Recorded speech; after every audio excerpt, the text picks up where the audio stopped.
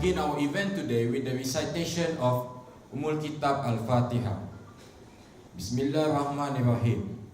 To our honorable guest, Diligent Dr. Amran Muhammad, Chief Executive of Islamic and Strategic Studies Institute, ISI, Shaykh Dr. Gibril Fouad Haddad, Professor in Islamic Studies at the Sultan Omar Ali Saifuddin Center for Islamic Studies, University Brunei Darussalam, our erudite ulama and author of today's book launch, and respected Mr. Shazril Zahiran, Deputy Director General of the Southeast Asia Regional Center for Counter-Terrorism, Siasat. I would like to begin our program today with a welcoming speech from our diligent Dr. Amran Muhammad, Chief Executive of ISI. Assalamualaikum warahmatullahi wabarakatuh.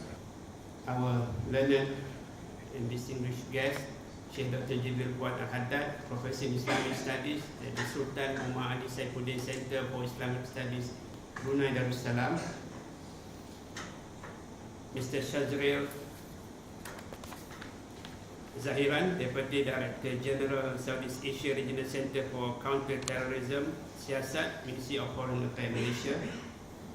A guest from Royal Police of Malaysia, Malaysia Institute of Defence and Security Studies, and also from Siasat. And ladies and gentlemen, Alhamdulillah, we are very fortunate this morning, to be with us, one of prominent scholar in this issue of extremism or counter-terrorism, to be present with us. I should make few announcements this morning. First of all, we would like to seek our apology that Sheikh Muhammad Yaqubi couldn't be with us this morning due to unexpected process. We thought his coming to Malaysia should be okay, but suddenly we find he has some document issue, because he's actually in exile from Syria, and he's in Morocco. So his traveling document not really fully settled. So we really apologize for that thing. And second thing, I just got a message this morning from our learned Sheikh Dato' Wan Zahidi, our chairman for National Consultative Committee for Religious Affairs, previously known as Majlis Fatwa, and former Mufti of Wilayah. He couldn't come this morning because he feel ill early this morning. So however, we still have our chance to fulfill this morning with our Sheikh Gibril Haddad, to give a very important discussion or talk this morning, which I think now is a good time, because a time for us to reflect. As we might well aware, the geopolitical threat of ISI is no longer present physically. We know through the media that ISI or ISIS, our name is basically near to ISIS. But we see is our enemy is ISIS. So, but the name sometimes been mistaken. Although we know ISIS is no longer a major threat, but the ideas or the ideology behind it are still prevalent in our society. That's what we can see. And now we think there is a time for us, especially in Malaysia, to reflect on this danger of the problem with this extremism or radicalism in Islam. And for that reason, in ISI, Islamic Strategic Studies Institute, we formed a counter-narrative center for countering violent extremism, or CONCATE. This is a group of academics, Islamic scholars, and professionals who are committed in promoting Islam in more intellectual, spiritual, and civilizational approach to the people. We want to prevent Islam being perceived as radical or intolerant or worse as terrorist religion. So that the purpose we form Concave. And for that reason also we will start our series of lecture and book publication on the issue. And this morning we should launch actually our inaugural lecture of EC Concave series. Yeah? But for this morning we are still fortunate because Shaykh Dr. Gibril Fouad Haddad already agreed to combine the session to be the inaugural lecture plus his book launch. Yeah? So for that I really feel very grateful to our Shaykh Gibril, willing to combine the two programs into one program in this lecture. And we still are going to talk on preventing the coming of new ISIS and its clone, the assertion of Islamic thought and tradition. Yeah? Besides, we will launch his book. Yeah? That basically my kind of my apology for everybody here who are expecting Sheikh Muhammad Yaqubi will come, but we try until very late last night to get his coming, but the thing didn't come through. Maybe Allah has something more for us, inshallah, we pray. And for that I again would like to thank you very much for everybody willing to spend your precious Saturday morning with us, and we hope to get a very well informed and very something very important for us from our distinguished guest, Sheikh Dr. Gibril Fouad Haddad. Thank you. Assalamualaikum warahmatullahi wabarakatuh. Thank you to Dr. Amran Muhammad for his welcoming speech. Without much delay, I would like to extend a warm invitation to Mr. Shazul Zahiran to have an opening remark for this program. Bismillahirrahmanirrahim. The Honorable Sheikh Dr. Gibril Fouad, Senior Assistant Professor at the University Brunei Darussalam, Sultan Omar Ali Saifuddin Center for Islamic Studies,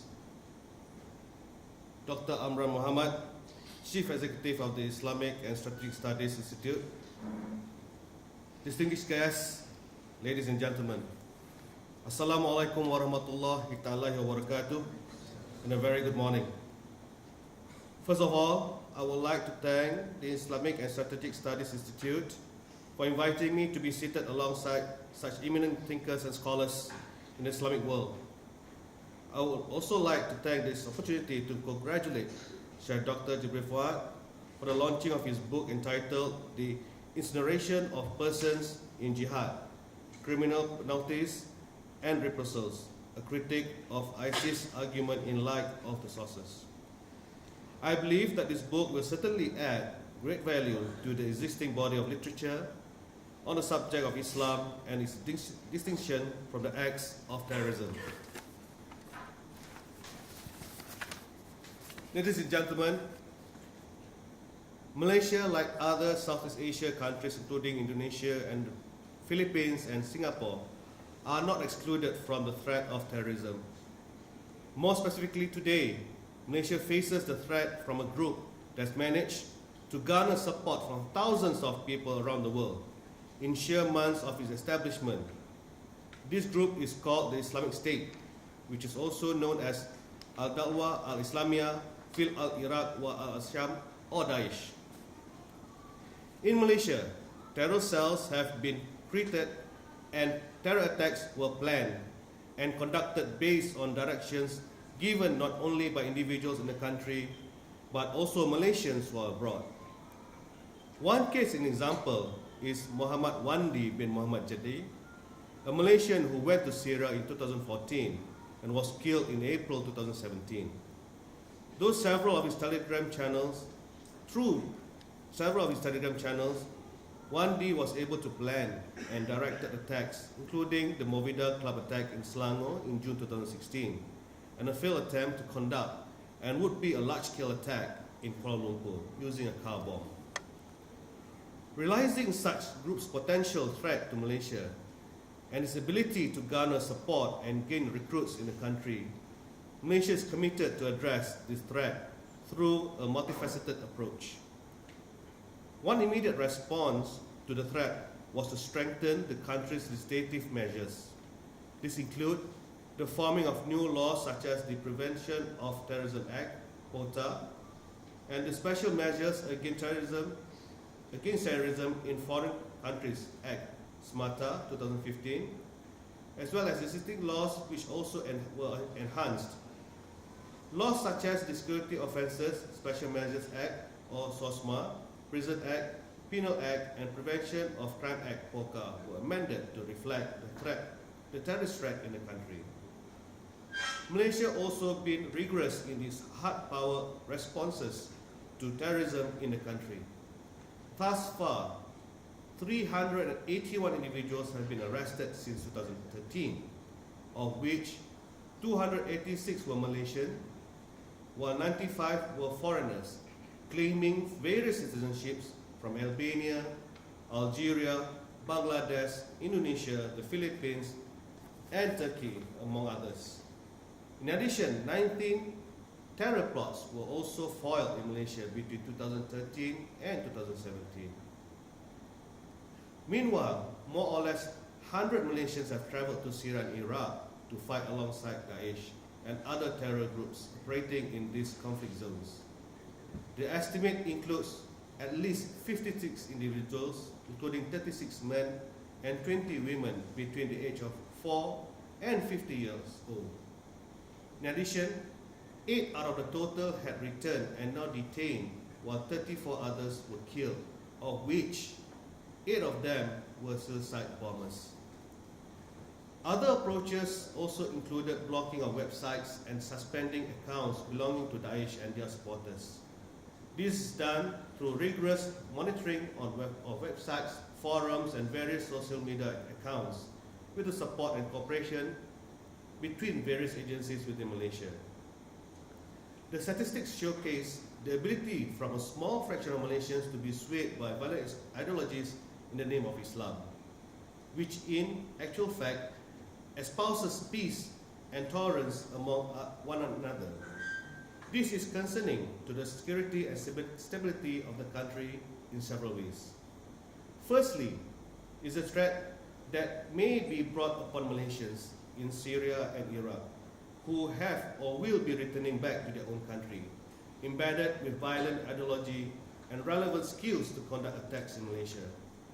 This is not surprising, as can be seen during the South Afghan War, where many individuals from Southeast Asia region, including Malaysia, have travelled to Afghanistan to lend their hands in fighting against the Soviet forces. The end of Cold War saw the return of these former Afghan fighters, known as the Afghan alumni, to their home countries and subsequently started their own militant activities and organizations such as Jemaah Islamiyah and Kumpulan Mujahidin Malaysia. Secondly, in relation to the above mentioned, is the network they have managed to build whilst in Syria and Iraq, particularly of the Katibah Nusantara, a group which holds the membership of Malaysia's Malay-speaking individuals from Indonesia, Malaysia, Singapore, and the Philippines. Through Katibah Nusantara, Malaysians in Syria are able to cement a good network with other Daesh members from Southeast Asia region. Thirdly, this Daesh app use of social media platforms such as Facebook, Instagram, and Twitter, as well as the use of encrypted online communication applications such as WhatsApp and Telegram to correspond among members and supporters securely. These platforms have been actively and effectively used to spread their violent ideologies through creatively crafted propaganda videos, magazines, and articles for the purpose of radicalization and recruitment to obtain funding from all over the world, as well as to communicate and network with each other. As can be noted by the statistics I mentioned a moment ago, Malaysians have indeed answered the call of Daesh to create disharmony in the country and the region. Finally, is the manipulation of religion to persuade others that Daesh is indeed fighting to restore and uphold the greatness of Islam in the modern world, where they view Western culture, identities, and intervention in the Muslim world as predominant. Narratives used by Daesh in this regard varies to include both political and social-based narrative. But equally as important is Daesh's religious-based narrative that sees the Quran and Hadith being manipulated and misinterpreted on a daily basis just to justify their violent acts. This includes the manipulation of notions such as Jihad, end-of-time prophecy, and the duty of Muslims to defend Islam. Ladies and gentlemen, time and time again, we are reminded that hard power responses alone against any form of threat to national security, including terrorism, does not work. As such, Malaysia has strengthened its soft power approaches in dealing with such threat to ensure a strong balance in effort to counter the threat of terrorism in the country in a holistic manner. Acknowledging the growing reach of terrorist propaganda disseminated through social media platforms by eager supporters whom may or may not have direct links to Daesh, Malaysia realizes the need to have a concerted effort in developing effective counter-narrative in response to terrorist messaging plaguing the cyber realm. It is essential that relevant agencies and institutions, including academia and experts around the world, to cooperate with one another to develop effective mechanisms to dissuade people from accepting the call of Daesh. In this regard, the Southeast Asia Regional Center for Counter-Terrorism under the Ministry of Foreign Affairs Malaysia would like to extend its commitment in this matter and its willingness to collaborate with relevant organizations and individuals present today, particularly in the effort to strengthen the distinction between Islam and terrorism. Siasat holds the position that it is our utmost duty to ensure that terrorism in all its manifestation is diverted away from religion. This is particularly important in the effort to at least reduce the sentiment of Islamophobia throughout the world. In this aspect, I see the book launching today very aptly fit the soft responses currently in need to defend Islam against terrorism. Therefore, I wish to congratulate the Islamic Strategic Studies Institute and Muslim Malaya for this noble undertaking. And with that, I thank you for your kind attention and look forward to be working together to fight the menace that is terrorism.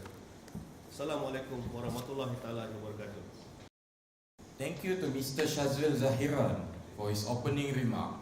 Before we begin, a short introduction on our esteemed Shaykh. Shaykh Gibril Fouad Haddad is a Lebanese-born Islamic scholar, a hadith expert or muhaddith, author and translator of classical Islamic texts. He was featured in the inaugural list of 500 most influential Muslims and has been called one of the clearest voices of traditional Islam in the West. And with that short introduction, I would like to invite our esteemed Shaykh. Assalamu alaikum. Alhamdulillahi Rabbil Alameen. وأفضل الصلاة وأتم التسليم على أشرف الأنبياء والمرسلين سيدنا وحبيبنا ومولانا محمد الصادق الأمين المبعوث رحمة للعالمين وعلى آله الطاهرين الطيبين وعلى أصحابه أجمعين وعلى أزواجه أمهات المؤمنين وعلى ذريته إلى يوم الدين وعلى أمته أجمعين وعلينا معهم يا أكرم الأكرمين ويا أرحم الراحمين سبحانك اللهم لا علم لنا إلا ما علمتنا إنك أنت العليم الحكيم اللهم علمنا ما ينفعنا وانفعنا بما علمتنا وزدنا اللهم علما وعملا متقبلا آمين يا رب العالمين. Thank you very much to the kind presenters and organizers of this talk, which we ask Allah subhanahu wa ta'ala to put benefit in and to learn from it, beginning with myself, to learn from those who are present, educators, leaders, and servants of the public, as this is an opportunity for all of us to do what is right, even in a small way that might help us in dunya and akhirah, in these troublesome days. But it was like that from the beginning. And Allah's ihsan also from the beginning, never ending, through opportunities of overcoming fitnas with His help. We ask Him, Allahumma na'udhu bika min adhab al-qabr wa min adhab al-nar wa min al-fitani ma taqaddama minha wa ma ta'akhkhar. We seek refuge in Allah subhanahu wa ta'ala from the fitna of dunya and akhirah, everything that has already passed and that is yet to come, وَمَا ظَهَرَ مِنْهَا وَمَا بَطَنَ, and what is outward, obvious and apparent, and what is hidden also and lying dormant, waiting to rise. We seek refuge in Allah subhanahu wa ta'ala from all of that. And at the same time, we rely on His immense mercy. As we have heard narrated from our esteemed Shaykh Muhammad Yaqubi, may Allah preserve him, and many of our other shuyukh, more than 24 of them. Before any other thing that we heard from them, we heard this hadith from Abdullah ibn Amr ibn al-As radiallahu ta'ala anhu wa an abih عن رسول الله صلى الله عليه وسلم أنه قال الراحمون يرحمهم الرحمن تبارك وتعالى ارحموا من في الأرض يرحمكم من في السماء. Those who are merciful, the All-Merciful grants them mercy. Give mercy to those on earth, the one in heaven will give you mercy. Look how many times Allah subhanahu wa ta'ala mentioned justice in the Holy Quran, and sometimes very closely packed together, like in Surah Al-Rahman, Mizan and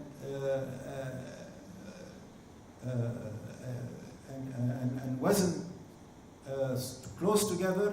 And here in this hadith, Prophet ﷺ mentioned justice, mentioned mercy, Rahmah and Rahimun and Rahman closely packed together to let us know that there are certain things that Allah emphasizes more than others. And so it is correct, as the introduction showed, that love and mercy are closely related to the definition of Islam and of the Ummah of the Holy Prophet ﷺ, the Ummah of the Muslims. It is not something that is a rhetorical or a hopeful wish, a wishful thinking, but rather something which Allah and the Prophet ﷺ emphasized. So, Allah is the All-Merciful, and He began His speech with Ar-Rahman Ar-Rahim, Bismillah Ar-Rahman Ar-Rahim. And every surah also is introduced with that notion. And the Holy Prophet ﷺ is named Rahmatan lil Alameen in the Holy Quran. And he defined himself in his hadith as Rahmatan Muhdat, a gifted mercy. And the Ummah of the Prophet is defined as Ummatul Rahmah. And it is described also as Ummatul Marhuma. Yani, not only giver but receiving of mercy, except that their trial is at their own hands. They will be suffering at each other's hands. The Ummah will be suffering at each other's hands. So that has been predicted. عذابهم في أيديهم. يعني the adhab of the Ummah is not for Akhirah, because they are the Ummah Marhuma. They will have mercy in Akhirah. But in this dunya, there will be a punishment at their own hands. The Prophet ﷺ mentioned it in his hadith. So, it is a paradox, you might say, that we are surrounded with mercy and at the same time we are facing fitna and trials. More than that, at our own hands. And we have none to blame but ourselves. That subhanallah, as if the destiny of the Ummah is placed in our own hands, and Allah is saying, now you are free to act And as you act, so shall you be requited. So, as if you give mercy, you will be granted mercy. And the mafhum al-mukhalafa, meaning the upshot of the reverse, is also true. As in the hadith also it says, كَمَا تَدِينُ تُدَانُ, and كَمَا تَكِيلِ يُكَالُ عَلَيْكِ, to one of the Ummahat al-Mu'mineen. As you judge, you will be judged. As you measure out, so it shall be measured out against you. So, if you do not give mercy to people on earth, you will not be receiving mercy either. So, it is no surprise, therefore, that if we sow the seeds of violence, we will be reaping the seeds of violence, even in our own midst. And I beg to differ, with all due respect, that we mention that the military threat is over, etc. The physical threat is over, only the ideological threat remains. It's all one. And it is very, very debatable whether they are ever over. It is happening all the time and at our doors as well. In the Philippines, for example, and those who are experts here in security and counterterrorism know better than me also on the local sphere or in the regional sphere, let alone in the international sphere out in Syria, where they are still very much present. They are present, but perhaps in recycled form, but they are still there. But more importantly, it is true that ideologically is where the real battlefield lies. The minds have to be conquered. The minds have to be persuaded and convinced. And that's where the real power of change lies. If we can remind people of the fundamentals of rahmah, of justice, without which the ummah loses its identity, its primary identity. If we can remind them of that, and they are persuaded of that, then it will be much easier to eradicate such things from our own hearts, and also to detect them when they appear in the speech of the youth and in their behavior. And nowadays, even a few words are enough sometimes to either pull to the truth or to its contrary. With the social media and the recruitment going on there among people who have perhaps no other exposure to Islam except through such chats that distill to them only corrupted aspects and corrupted messages, waswasa, and satanic whispering posing as religion. It is sad to say, but it is happening, and in great numbers as well. If such people had another social setting where they are surrounded with the representations of mercy, which is the real identity of Islam, that would act as a firewall that, even without sitting to talk or debate, without even having to think and reason about it, that firewall would act and repel such waswasa automatically. And that is the firewall of dhikr, of iman and ihsan, of akhlaq, of wasatiyah in values, meaning the middle road of غَيْرِ الْمَغْضُوبِ عَلَيْهِمْ وَلَا الضَّالِّينَ, the middle road of شَجَرَةٍ مُبَارَكَةٍ زَيْتُونَةٍ لَا شَرْقِيَّةٍ وَلَا غَرْبِيَّة, that wasatiyah that the Quran is speaking to us about time and again. And not only in the verse explicitly naming this ummah as ummatan wasata, but in everything that says don't be like those who are either overly literal and strictist, nor like those who are overly liberal and empty of laws and of regulations, no regulation of their behavior, and so they are free to do whatever they like. and they permit themselves everything. But in between, we remind ourselves of that. This is nothing new. And this revival that we are thinking about, that we are talking about, should not be the province of any specialist discipline, but rather should be the mainstream message of Islam, that every person who opens their mouths to speak about Islam should be preaching by default. And so we are not here to say anything new, but rather to say that it is an old struggle. And as the Prophet ﷺ said of the first extremists, still holds today, هَلَكَ الْمُتَنَطِّعُونَ, extremists shall perish. And they are leading people to destruction and self-destruction, and as it was in the beginning, so it is today. So it is no wonder that our Shaykh Muhammad Yaqub, in his book Refuting ISIS, which was the impetus for my own research on this issue, spoke of ISIS as Khawarij.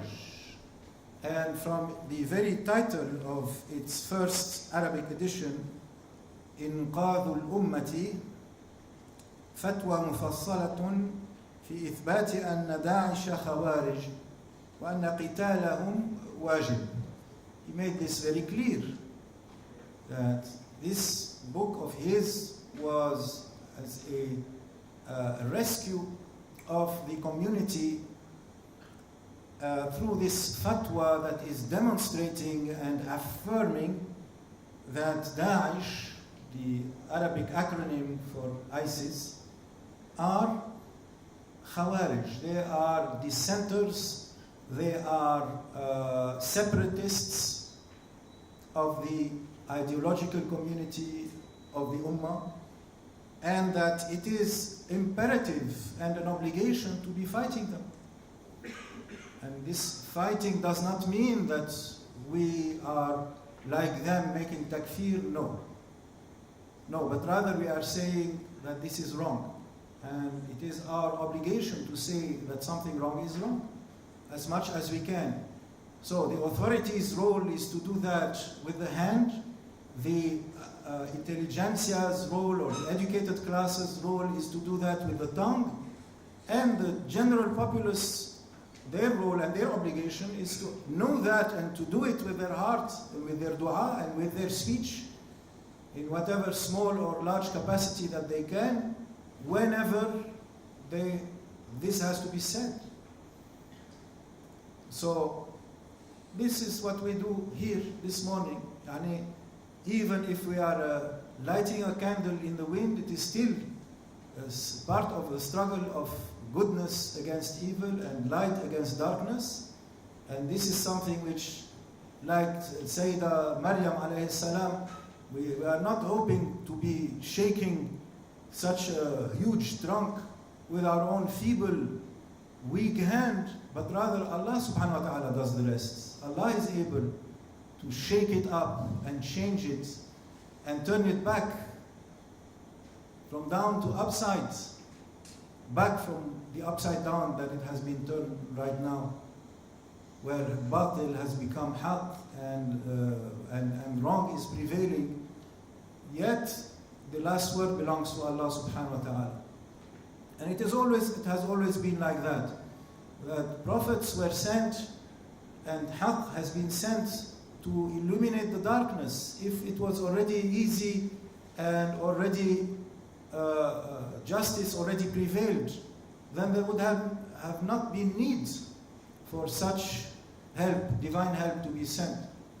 But Allah subhanahu wa ta'ala likes to test the believers at all times and to have them turn his hands to him, so that help comes and in a shining way, and justice prevails even after a time of fitna and darkness in which we are now living in. So such a book, Inqadh al-Ummah, has been translated into English, but is still not being read widely enough. And its chapters are light for minds and for hearts to understand on what basis, ideological basis, intellectual, historical, and ethical and legal basis, we are saying what we are saying, that this such an organization is actually a criminal organization. It has nothing to do with the message of Islam, even though it has been skillful enough to couch its message in Islamic garb, in Islamic veneer. And nowadays, just as those young people who are coming off the street and being radicalized at the drop of a hat online from a background of either no life or a criminal life into all of a sudden a militant pseudo-Islamic arm-wearing criminal life, in the same way there are people also who acquire religious ideas and speech and are able to pass themselves off as Islamic preachers or even judges, even qadi, such as that one who belonged to that organization and who said online, and the video might still be available on YouTube, although last time I looked it had been taken down, but it is always coming back again, where he has said that he swears by Allah, and he was saying this speech in Tal al-Abyad in Syria from the pulpit, that if the Prophet, upon him blessings and peace, were to enter our borders, he was saying, he would have had no choice but to follow us. He was saying, us meaning Daesh, meaning ISIS. So look, they themselves said, through the mouth of someone who is supposed to be also from their most educated people, he was a qadi, he has been killed now, that the Prophet is their follower. In other words, they don't follow the Prophet, but the Prophet follows them. Follows them as what? As a new religion, as a new prophethood coming at their hands. So they themselves are declaring themselves to be something new, a new religion. So it's both from the ideological side and from the side of picking up a weapon and going and doing the criminal acts. It is something that is easy to happen for those who speak Arabic well, who are educated, as well as let alone those who do not speak it, but who want to do something different, give themselves the idea of activism, and they find Islam as a tool for that. So Islam is being subverted, and the Quran is being used as an ulterior motive, which is not religion or the service of Allah subhanahu wa ta'ala, but rather some shady, dark purpose that whoever has a larger vision of geopolitical gains knows. Perhaps Allah knows best, but certainly not for the sake of pleasing Allah and the Prophet sallallahu alaihi wasallam. We might know or not know the larger picture, but what we can do and what we do know is that the truth is that Islam is about mercy. It is not about killing people. The truth is that we are not responsible for going and righting wrongs by our own hand, but rather we are under authority. Ati'u Allah wa ati'u Rasul wa ulil amri minkum. So we are still subject to that, and we are still saying that we are one hand with the community in whatever region of the world we live in, and we are under the authorities of that region. So we remind ourselves and each other that keep law and order, and go back to your spiritual roots, and the spiritual roots are wasatiyah. So we welcome speeches and books such as our Shaykh's book that tread that line, and the rest is education about history and about the past of the Khawarij that he gave. And in such chapters he first established that what they do qualifies as crimes in Sharia. To kill innocent Muslims, not to respect the dhimma of non-Muslims, not to respect the rights of prisoners of war, not to respect the rights of those under a visa pass in the regions that we control, not to respect those who are even under the ground. Yani, those who are buried, Muslims, let alone non-Muslims, have not been respected on this. And not to torture. They have been torturing, they have been executing through means that are intolerable in Islam and unacceptable. And my book picked up on one aspect of that, namely the incineration of prisoners of war, which I have hoped to demonstrate was not allowed in Sharia, not under any pretext. And in this book, I basically reviewed the prophetic hadiths on burning. That was the first chapter of the book, where I showed that only Allah subhanahu wa ta'ala has the right to execute or to punish in such a manner.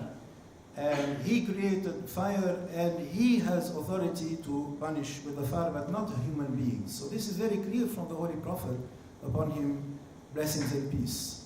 In their literature, online and in print and in their videos, of course, Daesh never mentioned that or never discussed that. What they did cling to was some reports from the Ridda wars, or the fitna that happened after the passing of the Holy Prophet ﷺ from this dunya, whereby some of the Sahaba al-Kiram, the Khulafa al-Rashidin and their generals, allegedly or supposedly in the books of Sirah and in some weak reports or inauthentic reports, inflicted that punishment in some cases.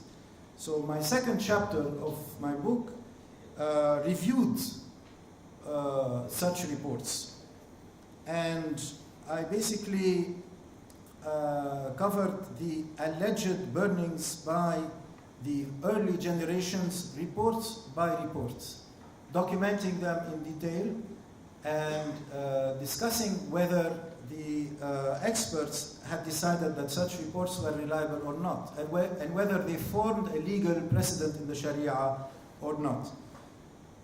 Understanding, of course, that it can never be superseding what the Prophet ﷺ had explicitly said. And it's not in one, not in two, but in 17 hadiths prohibiting burning. 17 hadiths. And I mentioned and documented all of these hadiths in my third chapter. I also mentioned, more importantly, the Quranic directives on proportionality, justice, and fairness in reprisals, even inside jihad. Because as you know, in times of war and in military activities, it is not as clear sometimes what judicial procedure to follow. The rules change, and it might be that in the heat of the action, strictures fall, and the law is not applied as it ought to be, or as it is easy to be applied in times of peace.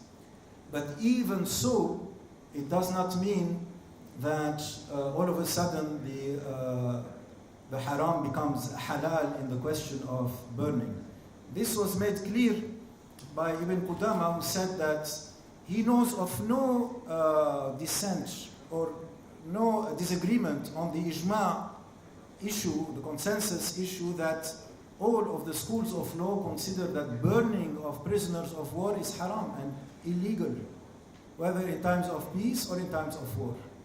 Such a burning of prisoner of war in cold blood, because they are prisoners of war under control of the authorities who have them incarcerated. So it is not the same as, for example, collateral victims in a bombing or a shelling that involves fire.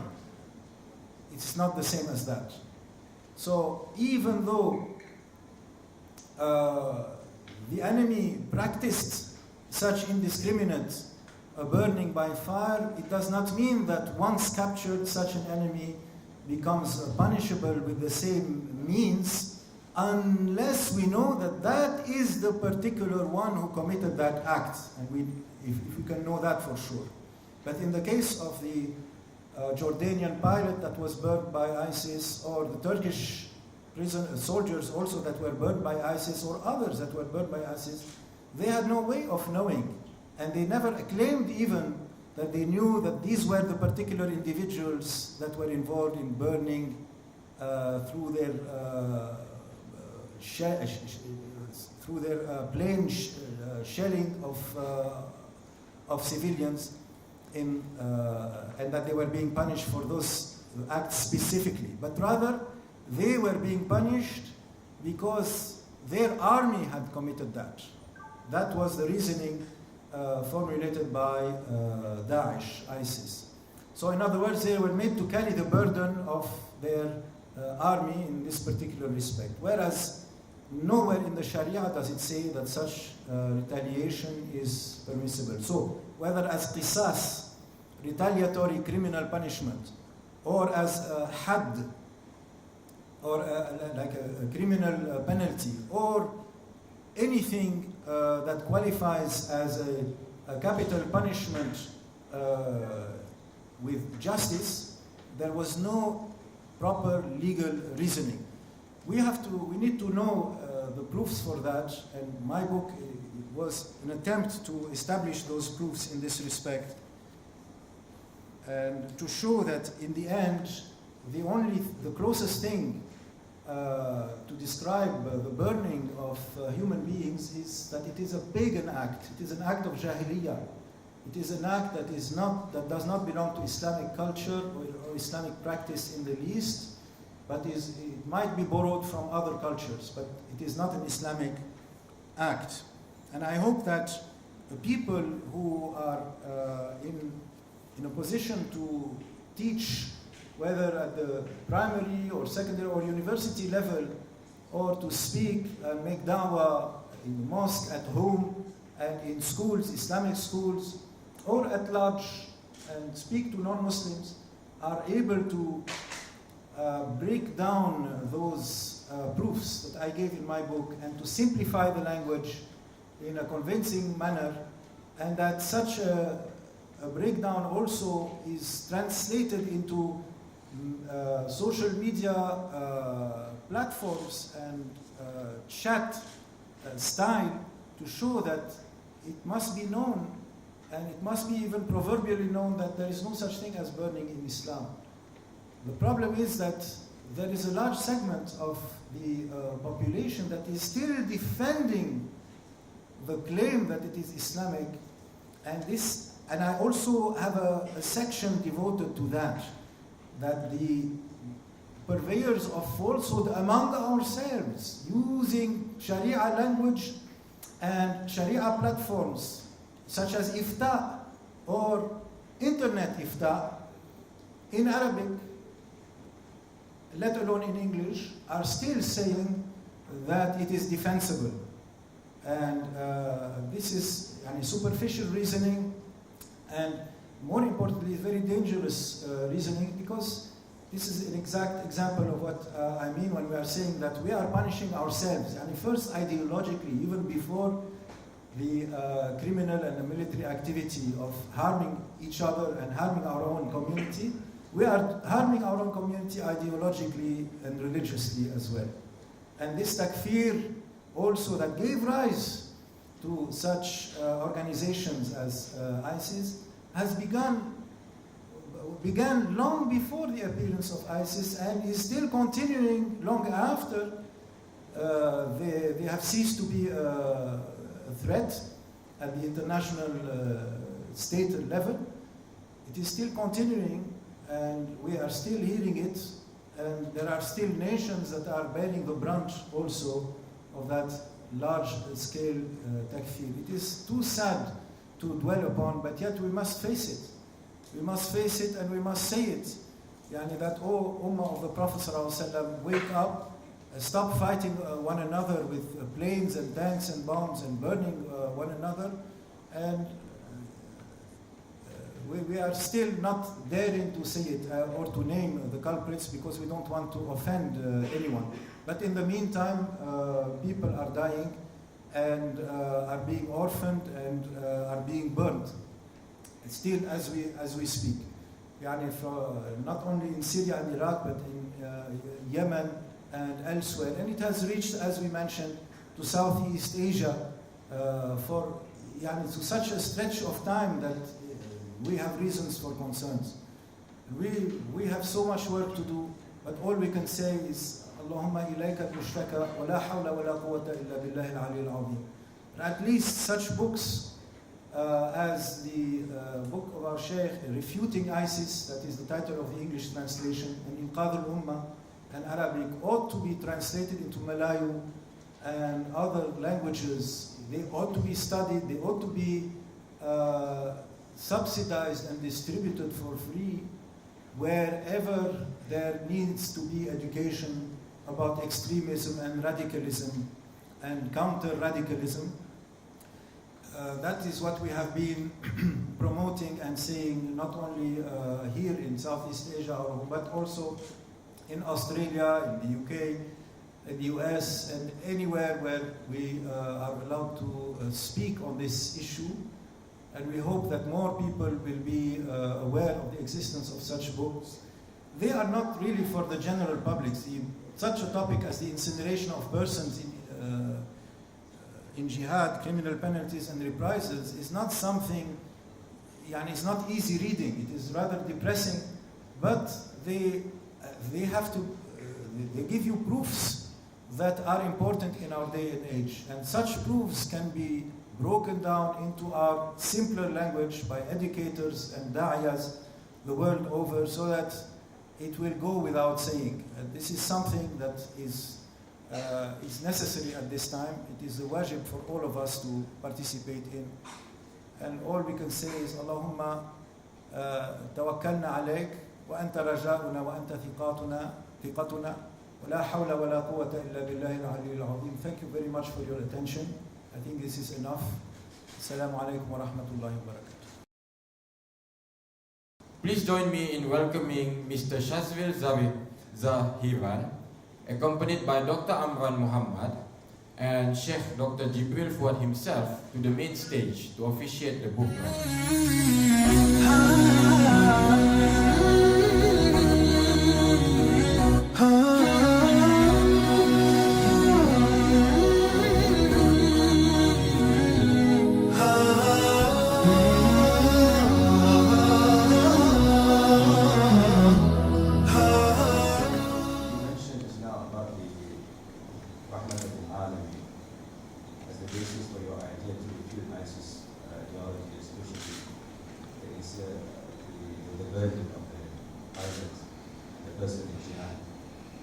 I'd like to draw your attention to a deeper issue that we are facing today. In our research here, we find out that the idea of jihad brought forth by Daesh is actually a manifestation of something deeper. It started with the reforming of the clear formulation of Tawheed. They have in their Tawheed, for example, Tawheed al-Hakimiyya, and also Tawheed Mulkiyya, in addition to that too. From there, it brought forth, it produced a concept like al-Istishhadiyya, and also several other doctrines like Wala and Bara and so on. So what is your opinion? I would like to ask you, if you want to correct concept of jihad, for example, or their concept of Wala and Bara and Islamic State, where should we begin? Should we begin from the concept itself, or we should begin from the origin of those doctrines that is Tawheed itself? Thank you. Al-Wala, wal-Bara, and Istishhadiyya, and so forth, they seem new, but they are not new ideas as catalysts of anti-authoritative or anti-authority rebellious and seditious acts. They were also characteristic of the early Khawarij. The early Khawarij considered themselves champions of Wala and Bara, and of Tawheed in the face of much greater, much more pious figures than ourselves, such as Sayyidina Ali radiallahu anhu and others. And they were also retrospectively considering or making takfir or even of past figures such as Sayyidina Abu Bakr and Sayyidina Umar radiallahu anhu. And these were people who were fiercely Quranic even. The description of the Khawarij of those centuries were like people of Quran, people reciting, making tahajjud, and with marks like goats' knees on their foreheads from prostrating on gravel and so forth. So, and they were people also who were not afraid of death, but that is not a proof of Iman, because we find also many non-Islamic heroes also. So they might have not used the term istishhad, the Arabic term, but they also considered themselves champions of the causes of justice by proof, such proofs as that not fearing death or self-sacrifice. But in itself, that is not a proof of the correctness of belief. Also, killing oneself or using one's own life or body as the instrument of warfare is too close and too much of a shubha of suicide, which the Prophet ﷺ said such a person as commits suicide will be forever condemned to repeat it in Akhirah and will be in hellfire.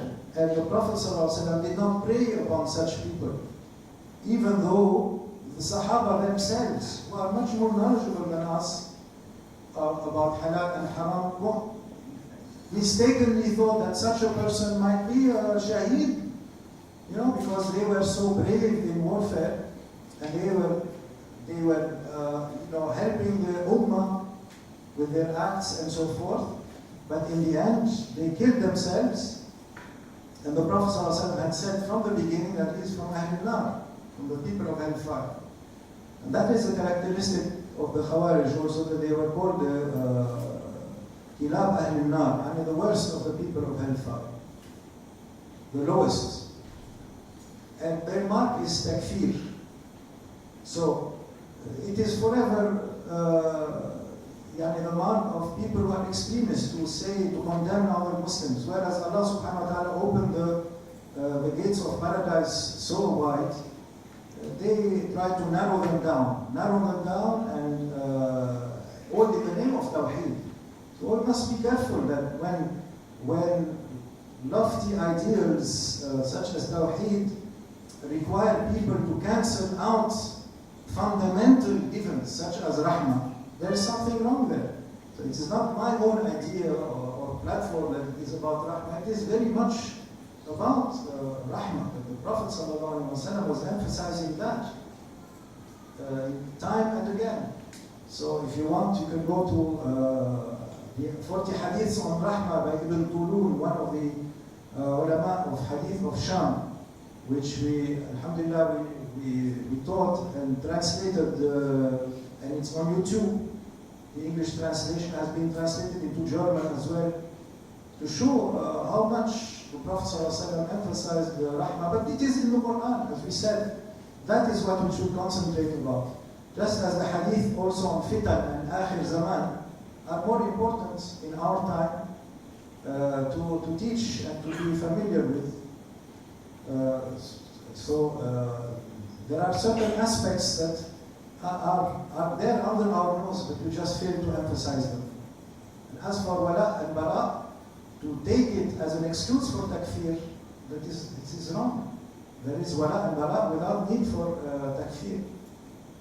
Dr. Bhuti, rahimahullah, one of our teachers in Sham, is now, Allah gave him shahada. Allah bless him for being an enlightened teacher of the Ummah. He said, if you spend your whole life not making takfir of anyone, but just focusing on your own duties and responsibilities, you will be safe in akhirah. But if you by mistake make takfir of the one wrong person, it might be Allah might take you to task for that in akhirah. Very dearly. So imagine making takfir of entire communities. That is their platform. That in the end, everyone, unless except themselves, are burnable, are executable, are excludable from the ummah. We refuse such narrow view. I think the ummah of Islam is more rich than that, and that such an element is a fringe element. And may Allah subhanahu wa ta'ala help us to define it and clarify it as such. What is your opinion on among some of the Ash'aris or the minority of Ash'aris who's doing takfir today, for example, like the Ahbash or the Abdullah Harari sect, for example. So they also make the takfir many among even the main Ahl Sunnah Jama'ah scholars. Thank you very much. And he, the Afifi, is the author of another book also about suicide bombing and the targeting of civilians. The prohibition of targeting civilians and also suicide bombing as a sub-theme of that, which is one of such books also. I wrote the foreword for it, and I had edited and we published it in Europe, UK and Germany now, several translations also. One of the books that are also showing that Islam is taking a firm stand against extremism. One of these syllabus obligatory readings for Wasatiyya reminders in our midst. As for takfir, we are against it no matter what, no matter who. Even if they make takfir of us, like this group, Ahbash, they make takfir also of Dr. Bouthi, of Dr. Qaradawi, doesn't mean that such people, that their victims are irreproachable or infallible. No, we are not saying that they are ma'soom of error, but we are against all such takfir. And we do not, in retaliation, make takfir of them. No, we leave it to Allah subhanahu wa ta'ala.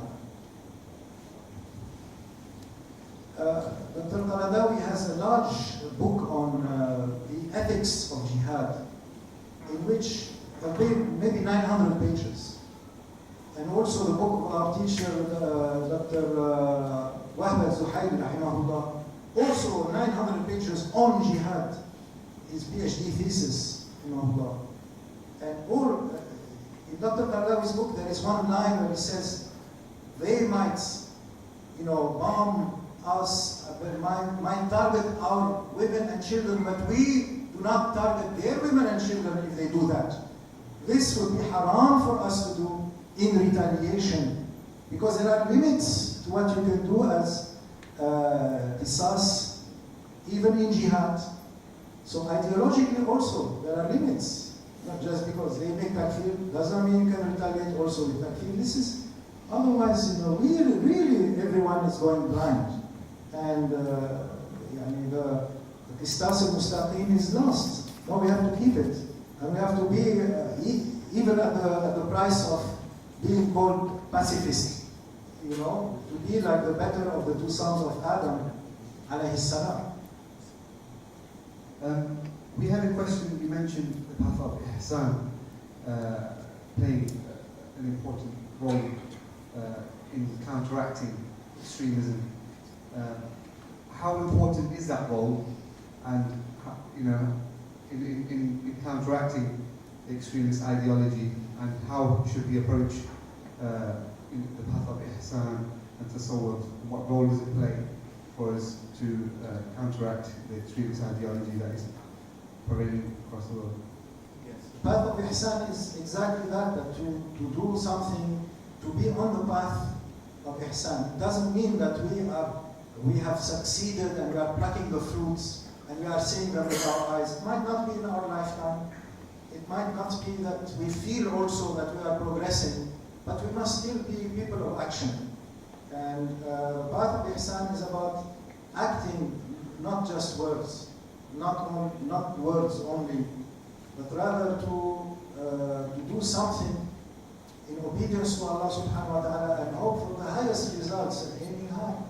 But ihsan in particular is the goal of the whole thing.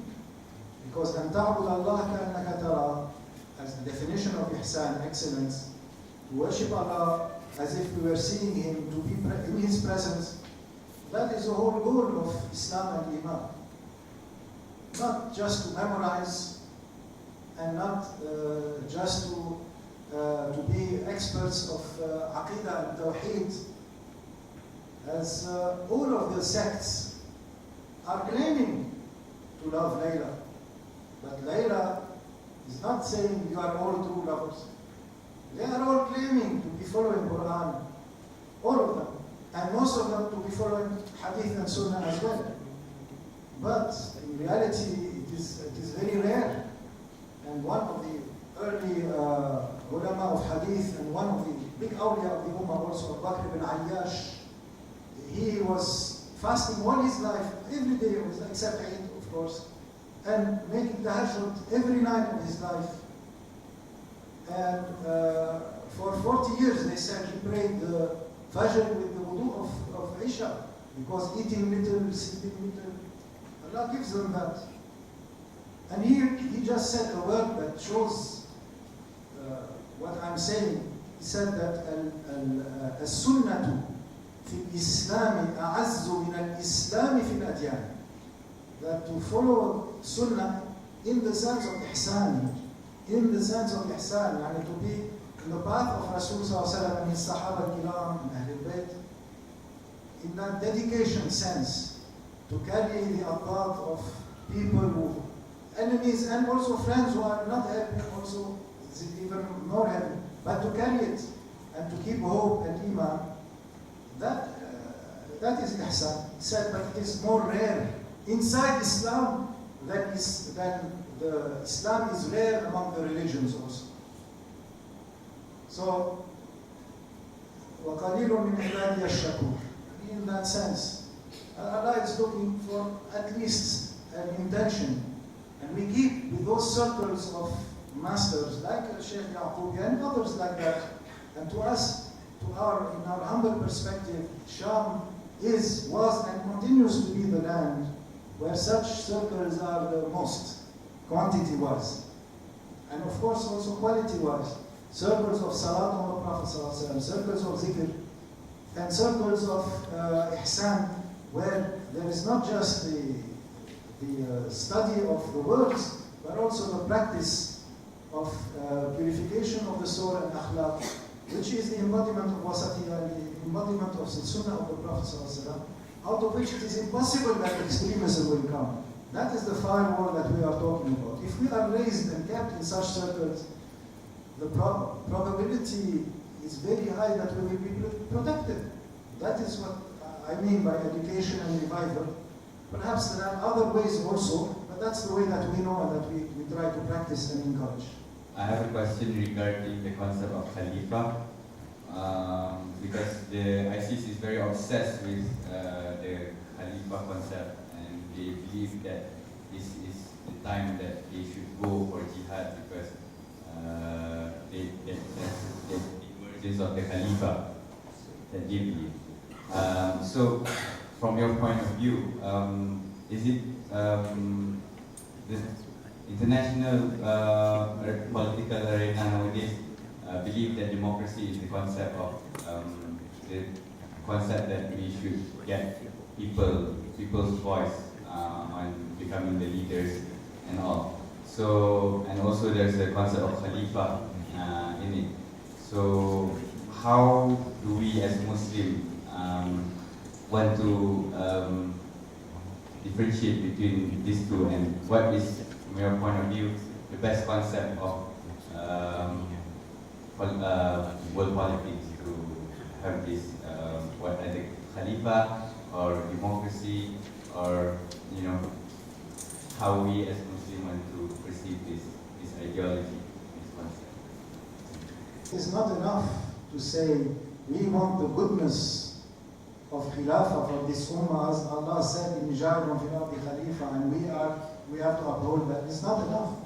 Because if the Khawarij of old, the first Khawarij also were obsessed with that, and they fell into mistakes. They don't think that the Khawarij of today, which are not as pious as those of old, are ma'soom from such a mistake. They are not. And they are causing even more havoc because the numbers are much greater, the technology is much greater, and the damage is much greater now because there's just more millions of people now are going to be victimized and targeted by all that, splashed by that. Be Khalifa of yourself if you can for one day and night. If that is big enough a challenge to carry that responsibility of Khilafah, where before you try to export it to others and to make a state out of it and to turn it into a political ideology. You know, politics is an activity that the best in it are those who are running away from it. The best leaders are those who are the last ones to wish to be in such a leadership position. But nowadays, all we see is people who are craving it so much. And we do not trust them because to us it is a proof that they are just power hungry, just like the rest of the power mongers of dunya. Muslim, non-Muslim, it is beyond it now. So leave it to those who are in authority and try to be good in yourself, in your family, in your neighborhood, in your community. That is how Allah subhanahu wa ta'ala gives you khilafah. It comes from above. It is not a grassroots endeavor whereby you capture it and then you impose it. وَمَا النَّصْرُ إِلَّا مِنْ عِنْدِ اللَّهِ. So it is Allah subhanahu wa ta'ala who gives support, help, and khilafah. Otherwise, it is just a khawariji nafs message in the guise of tawheed and of religion and of Quran. I think that has been the plague of Islamists and haraka movements from the 20th century onwards, ever since the first thinking of reformism, of the great reformers, like Jalaluddin Afghani and his school. They found no other way to do it except through political activism, and that has now become more and more like the political activism of any other movement. Any other movements, especially 20th century movements, large-scale phenomena that has made more victims than have brought good to humankind. From Stalinism down to Daesh. Prof, this actually in regards to the conflict involved Muslims all around the world. For example, in Palestine, in Myanmar, and now in Sri Lanka, and many more places in there. And there is a word saying that it is our responsible to go there and protect our brotherhood. This is part of our duty. Can you elaborate on that? Thank you very much. With the whole body, if one part of the body suffers, the whole body mobilizes in suffering with it. Does not mean that the whole body is rushing to be that limb, to be there. You cannot do that. And you cannot also by yourself be the head of state, the army, the budget, the this, the that. So if they need, for example, bread, if they suffer from a famine, you cannot all of a sudden take the capacity of your own country, put it there. You will create an imbalance. So same thing with matters of security and so forth. You wish you could, but it is up to you to perhaps advise, to raise awareness. But then you also have to go around all of the misinformation and disinformation that is happening, the fake news that is happening. Now we live in that particular time, since a decade or so, in the time of fake news and lies. If lies even from the top, from heads of states that had become proverbial figureheads of lying in this modern age. It is scary to think how are we going to see right from wrong. But all of this has been predicted.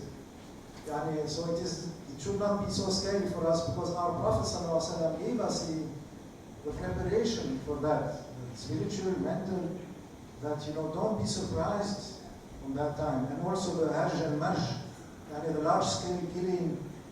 We open the news and we see today, like yesterday, 100 people were killed.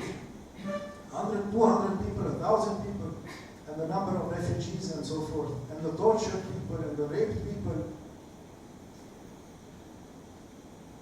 It is something that even mentally is taking a task on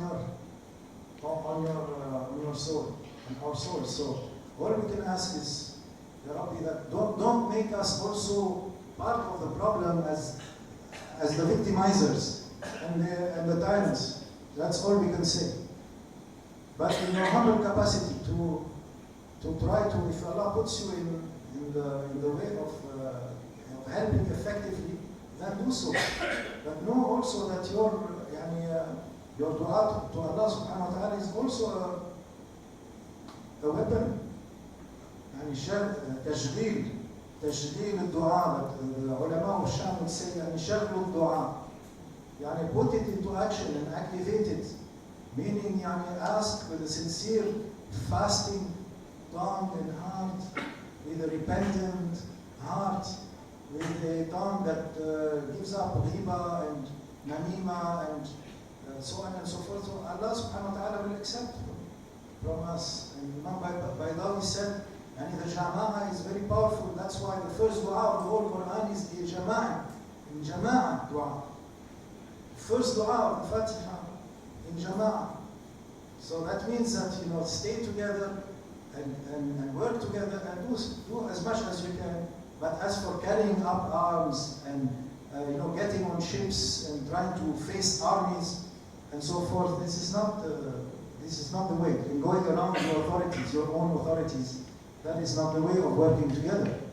So we trust our authorities for better or for worse. These are the ones that Allah subhanahu wa ta'ala put in wala over us, and our obligation is to give them our hand and work with them in order to solve those problems. But it begins with us, as we said, with ourselves and our own families. Allah subhanahu wa ta'ala grant us to do something good before we depart this earth, and to grant us shahada in that respect. Allah subhanahu wa ta'ala is able to do that. إن الله على كل شيء قدير بالإجابة جدير وصلى الله على سيدنا محمد على آله وصحبه وسلم.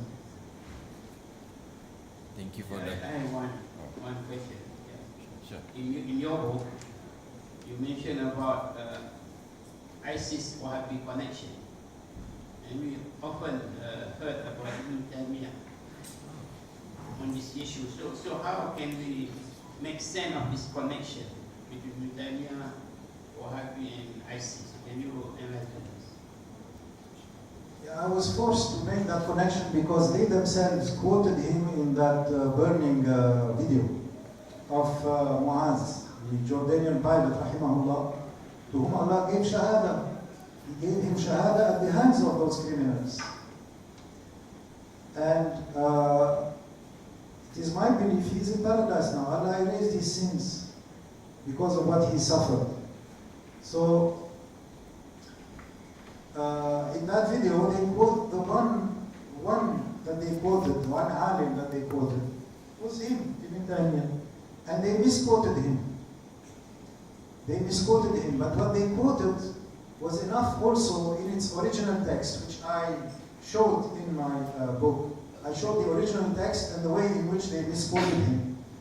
And in the original text, he was saying that the commander in the field during jihad has at his discretion the capacity to enforce qisas of burning, for example.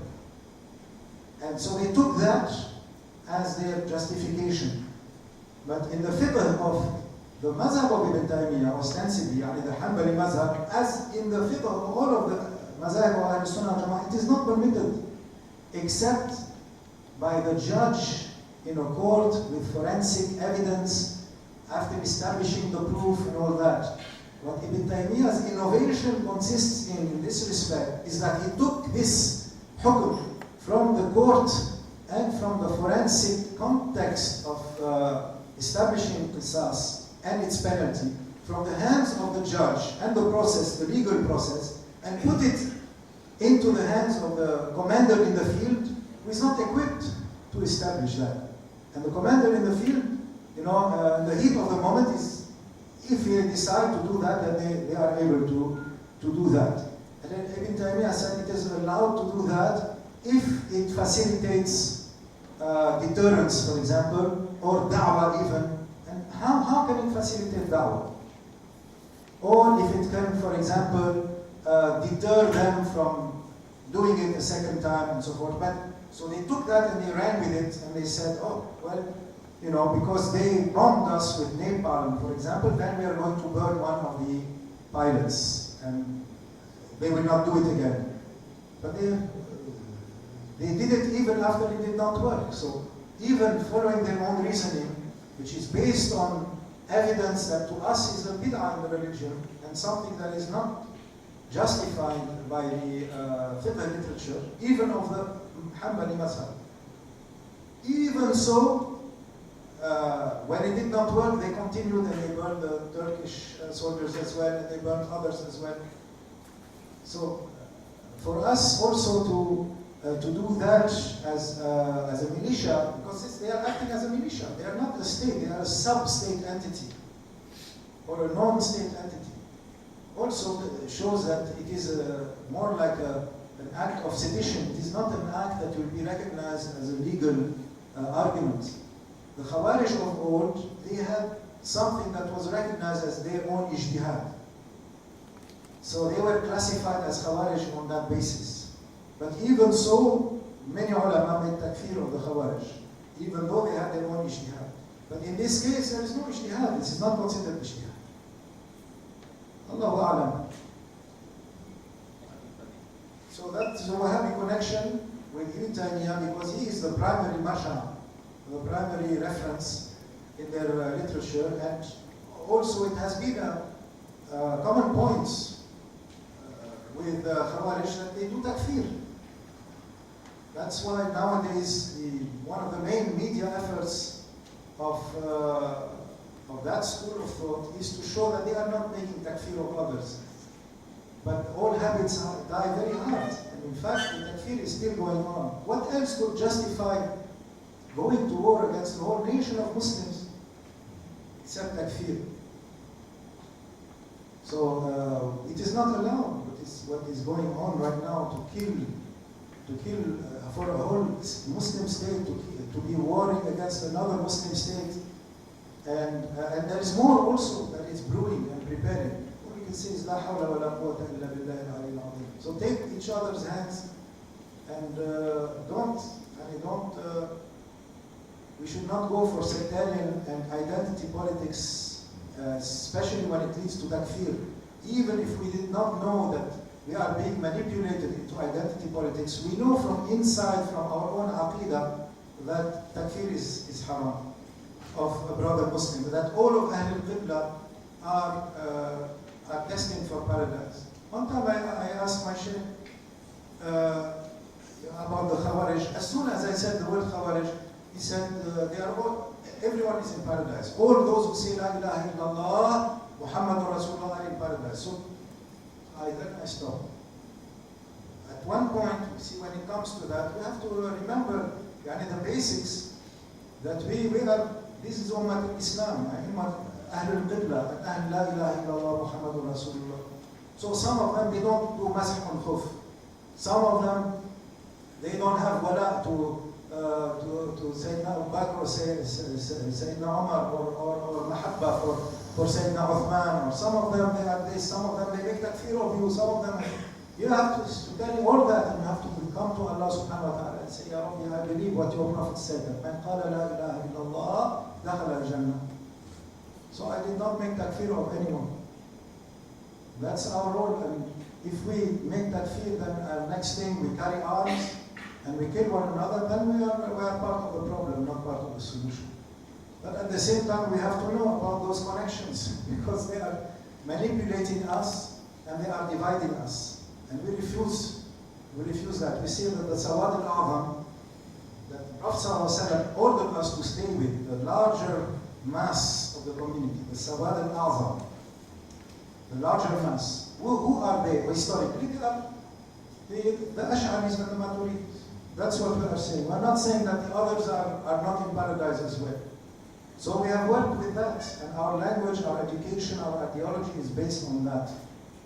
Inshallah, that will have the largest mass appeal and the easiest communication medium and platform in education, Islamic education. And that is, I believe, where the truth lies also when we are teaching about Islam, which kind of Islam, without putting tags, without saying, American Islam, for example, or this Islam or that Islam. No, but at the same time, this is wasatiyya. It's okay to call it Islam of Hadara and Hadari and wasatiyya. If that is what we mean Ahlul Sunnah wal Jama'ah. But these have been pulling the rug from under our feet and saying, no, we are Ahlul Sunnah wal Jama'ah. No, that. So when we say ihsan, that is one way to remind people that unless you are a person who believes in the strength and importance of ihsan in the practice and belief of a Muslim, then you are still not on the same page as us. See, we ask, are you accepting tasawwuf in your life? Are you still struggling with that question, whether it is important or not, to check whether you have ikhlas in your heart, as Imam Ghazali said, it's wajib for every Muslim? So let's go back to ihsan, and that is what revival means here in this phrase of the assertion of Islamic thought and of Islamic thought and tradition and reviving. That is what we mean, the path of ihsan and the path of awliya Allah and Ahlul Sunnah wal Jama'ah in that sense. Wallahu ta'ala a'lam wa ahkam. Thank you. So moving on to the next agenda, will be on the presentation of Concave's Fellows Appointment Letters. For this, I would like to invite Dr. Amran Muhammad and Mr. Shazril Zahiran to the front stage to deliver the appointment letters to the fellows. So please be welcome.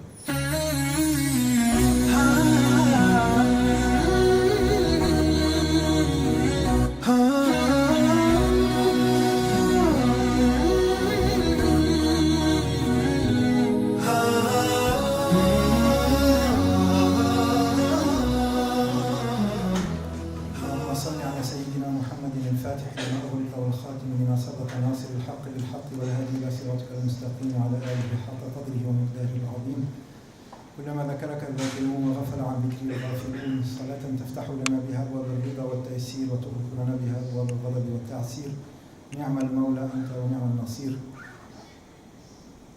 اللهم اهدنا بفضلك فيمن هديت، وعافنا فيمن عافيت، وتولنا فيمن توليت، وبارك لنا فيما أعطيت، وقنا واصرف عنا شر ما قضيت، فإنك تقضي ولا يقضى عليك، وإنه لا يذل من واليت ولا يعز من عاديت. تباركت ربنا وتعاليت، لك الحمد على ما قضيت، نستغفرك ونتوب إليك. اللهم اغفر لأمة سيدنا محمد صلى الله عليه وسلم، اللهم استر أمة سيدنا محمد صلى الله عليه وسلم، اللهم احفظ أمة سيدنا محمد صلى الله عليه وسلم بما حفظت به عبادك الصالحين. اللهم فرج عن أمة سيدنا محمد صلى الله عليه وسلم قريبا يا رب العالمين، عاجلا غير آجل يا أكرم الأكرمين ويا أرحم الراحمين. اللهم ارحم أمة سيدنا محمد صلى الله عليه وسلم رحمة عامة.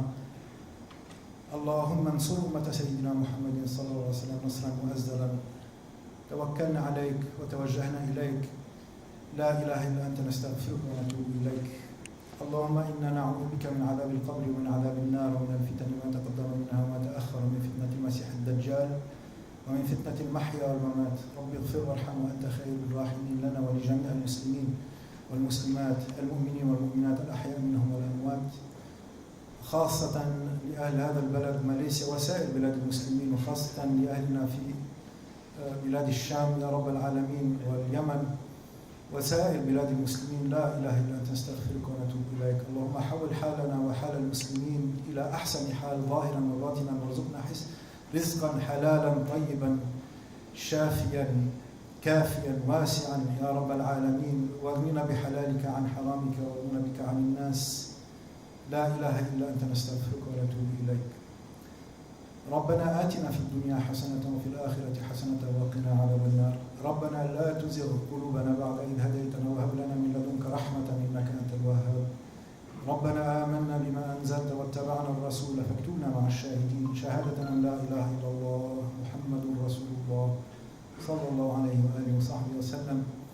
ربنا توفنا مسلمين والحقنا بالصالحين. بحرمة سبحان ربك رب العزة عما يصفون، وسلام على المرسلين والحمد لله رب العالمين.